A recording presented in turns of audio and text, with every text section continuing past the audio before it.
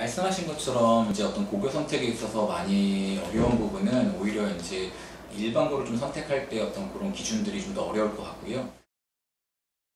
고교 블라인드가 된다고 해서 고교 유형까지 이제 알 수가 없을 거냐 하면 이제 그렇지는 않거든요. 이제 고교 유형 같은 경우는 뭐 과거나 영재고 같은 경우는 이제 심화 수학이라든가 이제 이런 부분들이 다 들어가는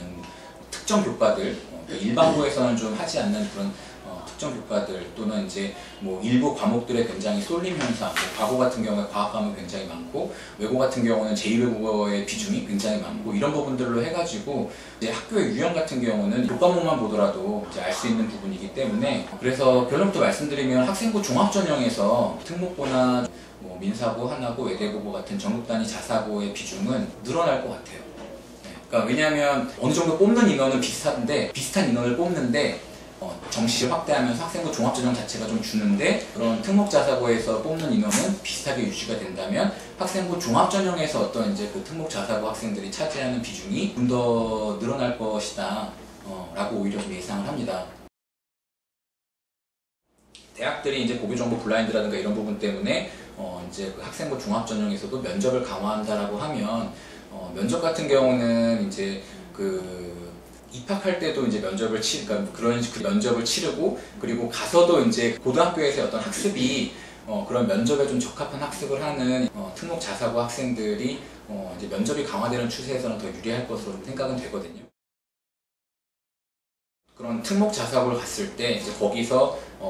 중간 이상의 어떤 내신 관리를 할 수가 있고 그리고 본인의 성향 자체가 좀 적극적이고 탐구하고 이제 그런 것들을 좋아하는 좀 특목 자사고의 어떤 성향이 있는 학생들이라면 그 학생들은 뭐 지금 이렇게 이제 바뀌는 입시에 영향받지 않고 이제 본인이 이제 생각한 대로 좀 특목 자사고를 가는 게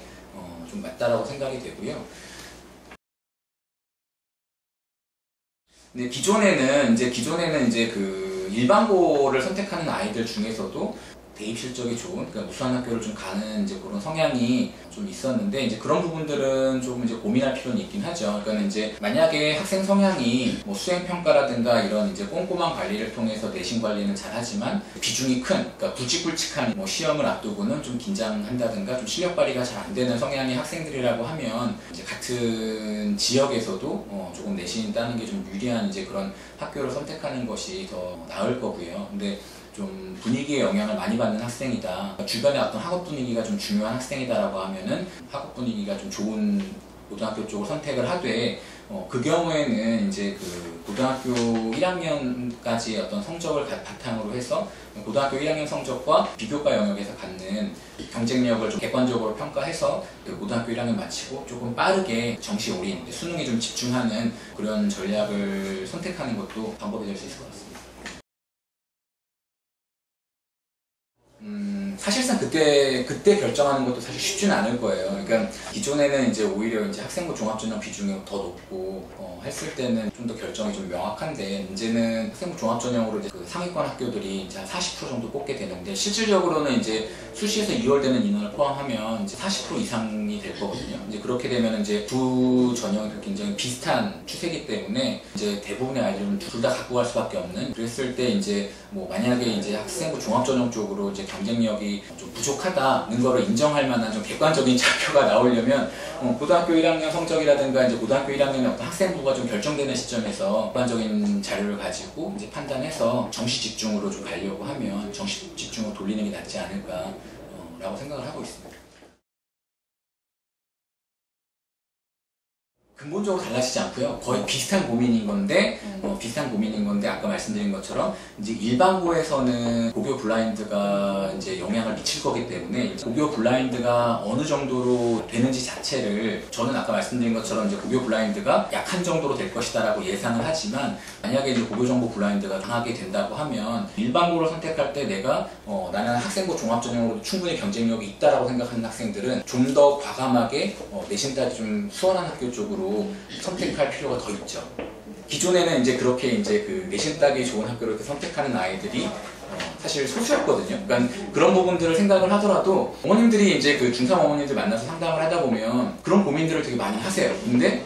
실제로 그런 결정을 하시는 분들은 많지는 않아요. 대부분은 그래도 이제 실적이 좋은 좀 공부하는 분위기가 좋고 공부 잘하는 아이들이 많이 가는 학교를 결국에는 많이 선택을 하시거든요. 근데 이제 고교정보 블라인드가 좀 더 강화가 된다라고 하면 좀 더 이제 그런 그 본인의 어떤 이제 그 대입 전형 목표에 맞는 그런 선택들을 좀 더 적극적으로 할 필요성이 더 커질 겁니다. 그러니까 말씀하신 것처럼 이제 그 고교 블라인드만 놓고 보면 고교 블라인드가 확대된다라고 했을 때 이제 그 강남권 일반고가 아무래도 좀 그 불리하다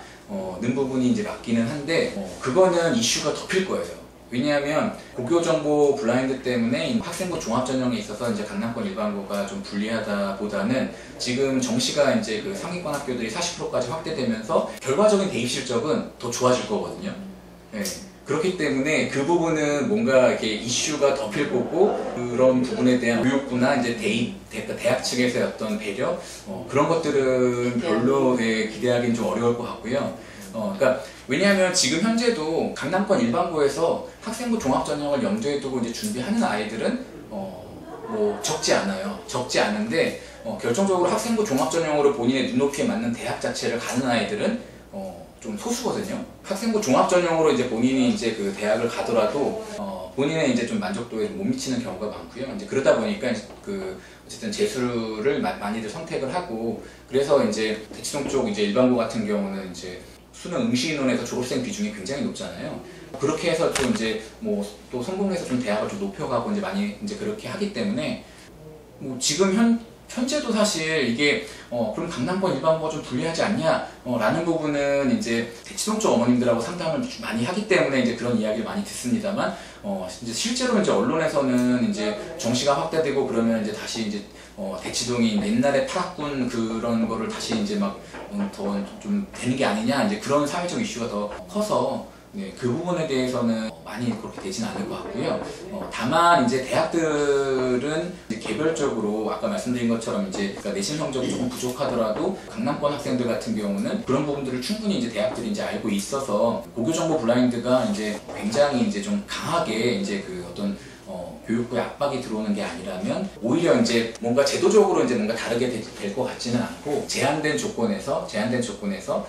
좀 강남권 일반고를 좀 이제 좀 추려내기 위한 그런 노력들을 대학들이 하겠죠. 그나마 이제 그 일반고를 가는 것이 어쨌든 강남권에서도 일반고를 가는 것이 이제 수시에서 학생부 종합전형 쪽에 이제 조금의 이제 가능성을 갖고 가는 거고 이제 지역자사고 같은 경우는 휘문중동 같은 경우는 이제 장점이 이제 뭐 학교에서 이제 내신 시험이라든가 이런 것들이 이제 수능형으로 많이 나오고 그리고 이제 분위기 자체가 이제 굉장히 좀 아이들이 이제 수능을 잘 준비해 갈 수 있게끔 이제 학교 차원의 어떤 분위기를 잡아가고 하는 부분들이 이제 장점인 거기 때문에 어차피 뭐 그 전에도 이제 학생부 종합전형 쪽으로 좀 가기가 어려웠잖아요. 그러니까 뭐 오히려 크게 달라질 것 같지는 않습니다.